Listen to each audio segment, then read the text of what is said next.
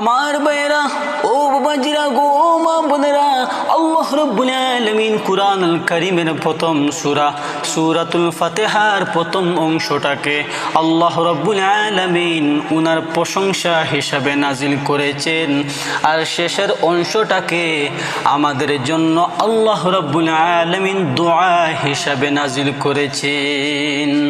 আল্লাহ রাব্বুল আলামিনের কাছে আমি দোয়া করব, আল্লাহ রাব্বুল আলামিনের কাছে আমরা সবাই দোয়া করব। সূরা ফাতিহার শেষের অংশের মধ্যে আল্লাহ রাব্বুল আলামিন বলতেছেন আমরা কি করব? আল্লাহ রাব্বুল আলামিনকে আমরা বলবো ইয়াকা নাবুদু ওয়া ইয়াকা নাস্তাঈন। আমরা আল্লাহ রাব্বুল আলামিনকে বলবো, আয় আল্লাহ রাব্বুল আলামিন, ইয়াকা নাবুদু, আমরা শুধুমাত্র আপনার ইবাদত করি, ওয়া ইয়াকা নাস্তাঈন, এবং শুধুমাত্র আপনার আমরা প্রশংসা করি। এই পৃথিবীর জমিনের মধ্যে আপনি ব্যতীত কারো প্রশংসা করি না। এটা আল্লাহ রাব্বুল আলামিনকে বলবো।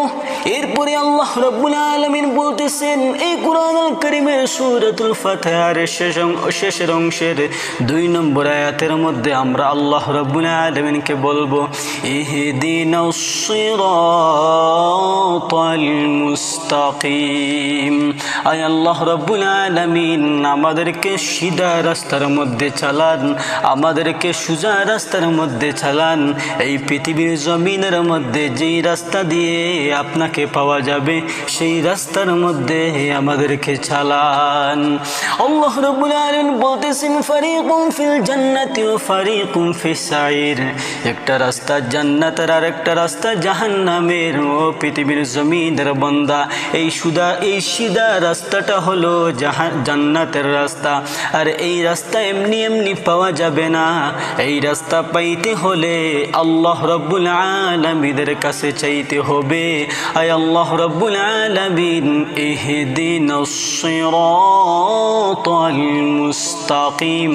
আয় আল্লাহ রাব্বুল আলামিন, আমাদেরকে সিধা রাস্তার মধ্যে চালান। কোন রাস্তা?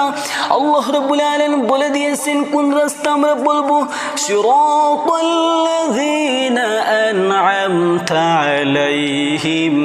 আয় আল্লাহ রাব্বুল আলামিন, সেই রাস্তা যেই রাস্তার মধ্যে আপনি অসংখ্য মানুষদেরকে নিয়ামত দান করেছেন, সেই রাস্তার মধ্যে আমাদেরকে চালান। গায়রিল মাগদুবি আলাইহিম ওয়ালাদ-দাল্লিন। তাদের রাস্তার মধ্যে নাই যাদেরকে আপনি যারা এই পৃথিবীর জমিনের মধ্যে গুমরা হয়ে গেছে এবং যারা পথভ্রষ্ট হয়ে গেছে, তাদের রাস্তার মধ্যে আমাদেরকে চালাইয়েন না। আমাদেরকে ওই রাস্তার মধ্যে চালান যেই রাস্তার মধ্যে অসংখ্য মানুষদেরকে আপনি নিয়ামত দিয়ে ভরপুর করে দিয়েছেন। এটা আমরা আল্লাহ রাব্বুল আলামিনের কাছে দোয়া করব। আল্লাহ রাব্বুল আলামিন কুরআনুল কারীমের প্রথম সূরার মধ্যে আল্লাহ রাব্বুল আলামিন আমাদেরকে দোয়া শিখিয়ে দিয়েছেন।